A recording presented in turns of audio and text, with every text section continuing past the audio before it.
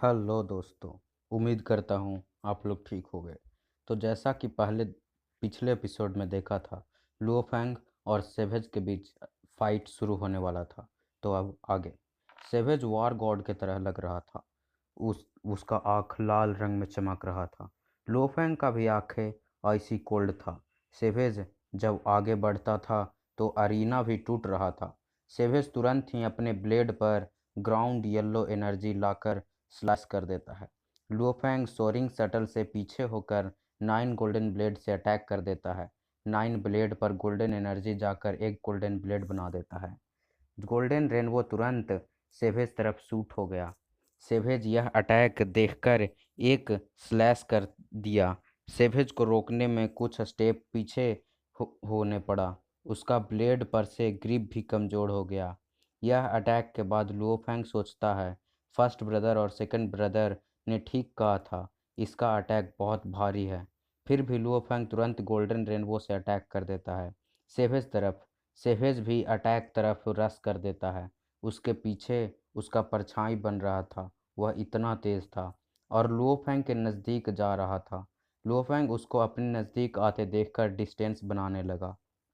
सारे दर्शक लुओफैंग को सेवेज का अटैक को डॉज करते देखकर हैरान हो रहा था। लुओफैंग के अटैक के साथ क्लैश करने के कारण सेवेज भी इंजर्ड हो गया था। वे दोनों कंटिन्यूअस 10 बार क्लैश करते हैं। इसके बाद सेवेज और लुओफैंग दोनों रुक जाता है और सोचने लगता है। सेवेज सोचता है अगर वह इसी तरह फाइट करा तो उसका राइट हैंड सुन्न हो जाएगा और लुओफैंग का भी हाल ठीक नहीं था। उसका भी आधा से ज़्यादा स्पिरिट एनर्जी खत्म हो गया था। लुओफैंग सोचता है अगर ये फाइट रियल में होता तो मुझे स्पिरिट एनर्जी का टेंशन नहीं रहता, क्योंकि गोल्डन हॉर्न बीस्ट के कोर से मिल जाता है। पर वर्चुअल यूनिवर्स वर्ल्ड में बॉडी डिज़ाइन किया गया है एक ह्यूमन वॉरियर के तरह। जो रिकवरी हो रहा है वो भी गोल्डन हॉर्न बीस्ट के कोर के मुकाबले बहुत कम है। तभी एक दूर हॉल में बैठे सारे लोग का आत्मा था। बहुत सारे लोग बैठा हुआ था आत्मा उस सब का। उसमें कोई छोटा तो कोई बड़ा तो कोई बूढ़ा तो कोई जवान था। पर एक चीज़ सबका सेम था, सबका ऑरा बहुत स्ट्रांग था। वे सभी लुओफेंग और रोंगजून के फाइट देख रहे थे। तभी एक 20 सेकंड खड़ा रख करने के बाद दोनों फिर से फाइट शुरू कर देता है। तब लुओफेंग अपने हाथ आगे कर तब करता है, तब हवा में एक गोल्डन ब्लेड बनने लगता है। सारे दर्शक और सफेद शॉक हो जाता है दूसरा गोल्डन ब्लेड देखकर। लुओफेंग अपना दांत पीसने लगता है क्यों उसको उसको बहुत दिक्कत हो रहा था गोल्डन ब्लेड बनाने और कंट्रोल करने में। नॉनसेन आर्मामेंट को 9 लेवल हुन तियान यान भी कहा जाता है, क्योंकि उसमें 9 लेवल के अटैक हो सकता है। पहला गोल्डन ब्लेड, दूसरा स्काई पियर्सिंग फॉर्म। पहला लेवल यूज़ करना आसान है क्योंकि इसमें ज़रूरी नहीं है ओरिजिन ला का, सिर्फ स्ट्रॉन्ग स्पिरिट एनर्जी वाले भी बना सकते हैं। पर सेकंड उसमें 100 गुना ज़्यादा हार्ड है क्योंकि उसमें 9 ब्लेड मिलकर गोल्डन ब्लेड बनता है, जो कि इल्यूजनरी नहीं बल्कि रियल होता है। इस समय लुओफेंग भी स्काई पियर्सिंग बना रहा है। रियलिटी में बनाना बहुत मुश्किल है क्योंकि वह स्टार लेवल 7 का स्पिरिट रीडर है। पर वर्चुअल यूनिवर्स में उसका स्पिरिट एनर्जी स्टार लेवल 9 का है। पर फिर लुओफेंग दोनों ब्लेड से सेवेज पर अटैक कर देता है, एक लेफ्ट से दूसरा राइट से। सेवेज भी लाइटनिंग के स्पीड से एक गोल्डन रेनबो पे अटैक कर और उससे शॉकवेव के मदद से मुड़कर सेकंड रेनबो को ब्लॉक कर दिया। उसने मुंह से खून थूका। सेवेज 2 कदम पीछे हो गया। उसका फेस भी फीका पड़ गया। लुओफेंग कहा, तो देखते हैं तुम कितने बार मेरा अटैक रोक पाते हो, ब्लॉक कर पाते हो। सेवेद सुनकर हंसा और मान लिया, अपना ब्लेड फेंक दिया। सारे लोग यह देखकर कहने लगा क्या सेवेज हार मान लिया। पर लुओफेंग को पूरा विश्वास था कि वह मरते दम तक लड़ेगा पर हार नहीं मानेगा। सेवेज अरीना में खड़ा हुआ और कहा, मुझे फर्क नहीं पड़ता इंटरनल सिलेक्शन गोंडवा यूनिवर्स कंट्री के साथ, पर मेरा एम है टॉप 1 नंबर होना पूरे यूनिवर्स में। सारे दर्शक, सारे अनडाइंग्स और लुओफेंग भी यह सुनकर शॉक हो जाता है।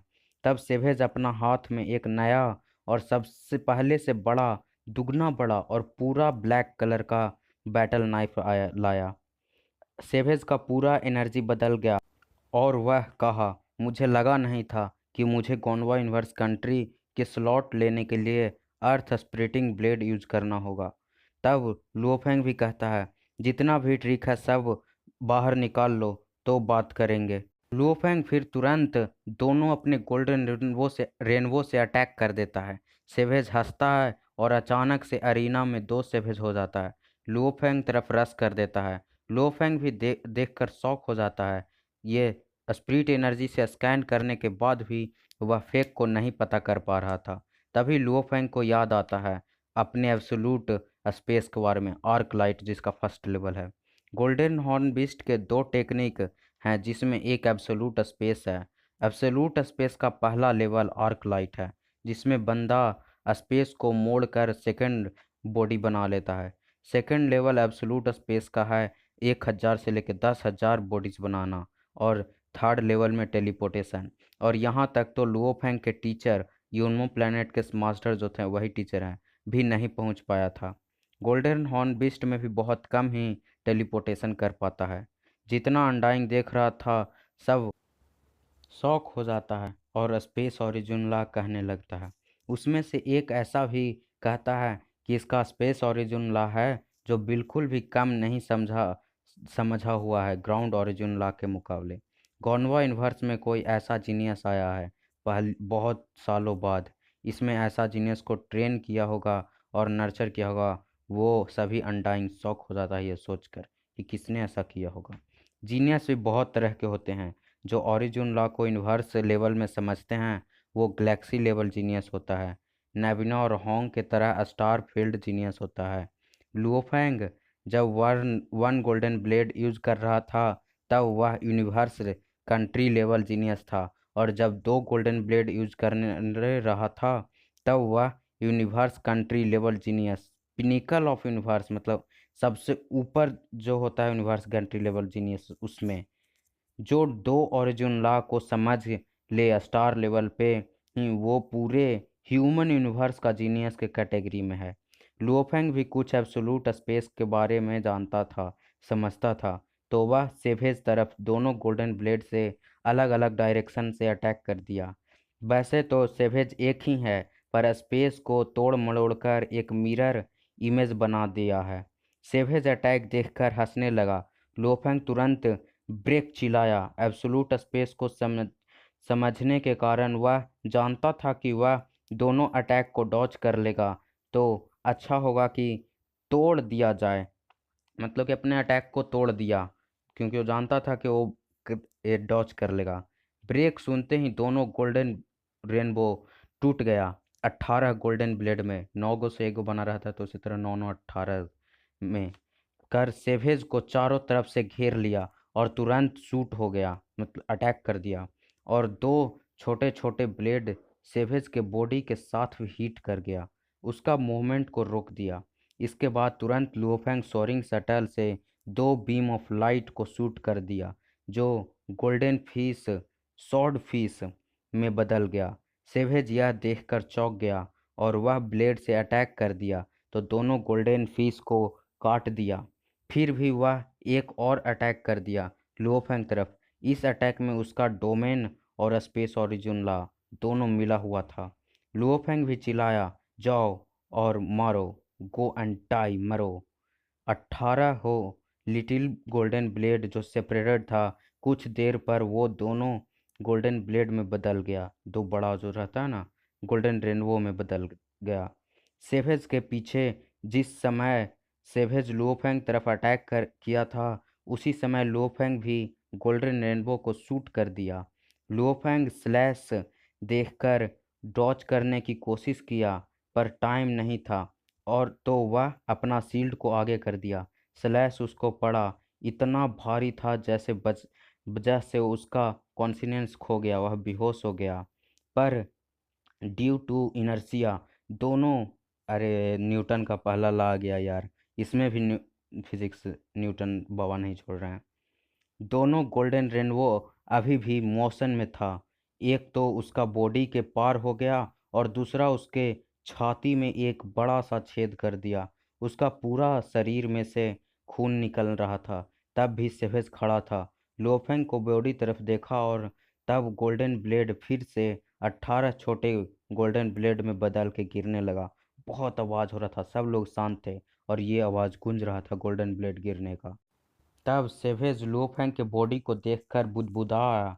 मेरा प्लान था कि तुम्हें हैरान करने के बाद सुसाइड हराने के बाद सुसाइड कर लूँगा और लूजर सर्कल में जाकर मैच करके ट्रेनिंग करूँगा, पर तुम्हें हराना ज़्यादा ज़रूरी था क्योंकि तुमसे फाइट कर ट्रेनिंग के ज़्यादा ट्रेनिंग हो गया लूजर सर्कल के मुकाबले।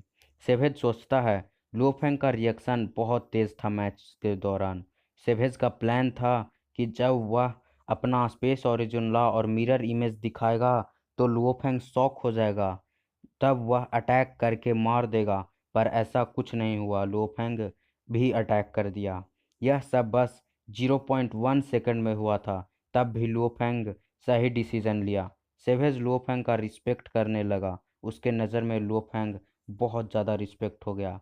सेवेज सोचता है लुओफेंग हमेशा फाइट समय काल्म एकदम शांत रहता है और सही डिसीजन लेता है। तभी एक बहुत ज़ोर से आवाज़ आया अरीना ग्राउंड में, कॉन्ग्रेचुलेसन टू रोंगजून, और लो फैंग का भी थैंक करता है इतना एक्साइटिंग मैच दिखाने के लिए। वह रोंगजून को विजेता बना दिया। रोंगजून मैच जीत गया। रोंगजून गुनवा इन्वर्स नेम लिस्ट के स्लॉट में उसका नाम लिखा जाता है। रोंग एक बड़े से पैलेस में 1000 जीनियसेस खड़े थे। वे सभी सेवेज और मैडमैन लुओफेंग का मैच देखा, पर सभी के चेहरे पर घबराहट साफ साफ दिखा जा सकता था।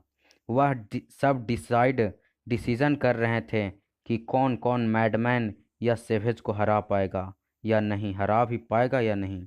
सारे अनडाइंग सेवेज और लुओफेंग के बारे में बात कर रहे थे।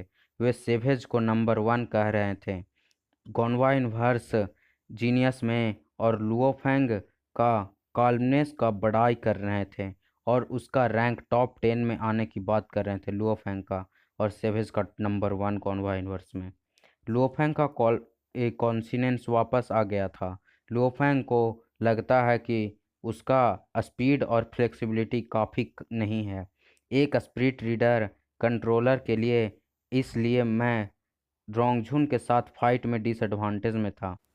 लुओफेंग सोचता है मुझे एक सूटेबल स्पिरिट फ्लाइंग वेपन खोजना होगा और स्पेस ओरिजिन लॉ को समझना होगा ताकि मेरा स्पीड बढ़ जाए। लुओफेंग दोबारा वर्चुअल इन्वर्स नेटवर्क में जाता है।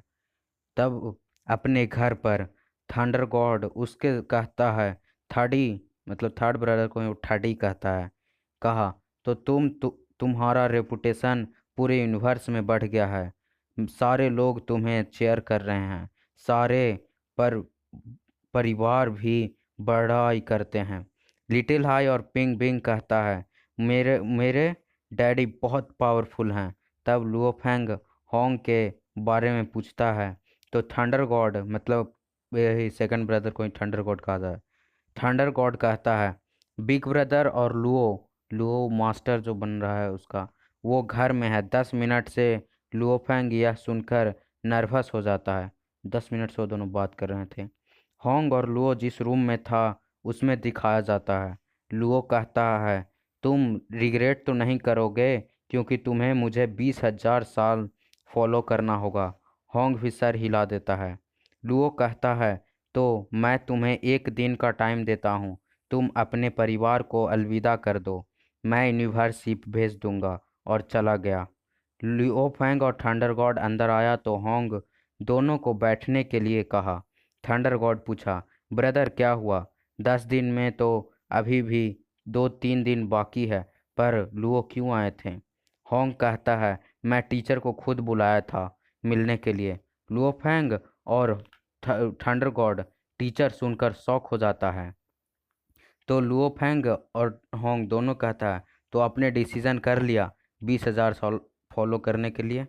होंग भी हाँ कहता है और कहता है कि मैं ताकतवर बनने के रास्ते पे चल रहा हूँ तो कुछ तो सेक्रीफाइस करना होगा। लुओफेंग और थंडर गॉड रहा था, दोनों होंग को देख रहा था। तब तीनों वादा करते हैं कि जब अगली बार मिलेंगे तो वो बहुत ताकतवर होकर मिलेंगे। तीनों हंसने लगा। 27 जुलाई 2066। भाई टाइम याद रखना, ये आगे थोड़ा सा काम आएगा। शाम 5 बजे।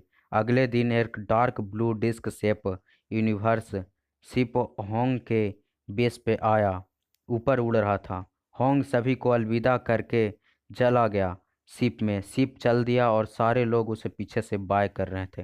टाटा बाय बाय चला दिया वो अपना। 20,000 साल बाद कितना ताकतवर होकर मिलता है, देखते हैं।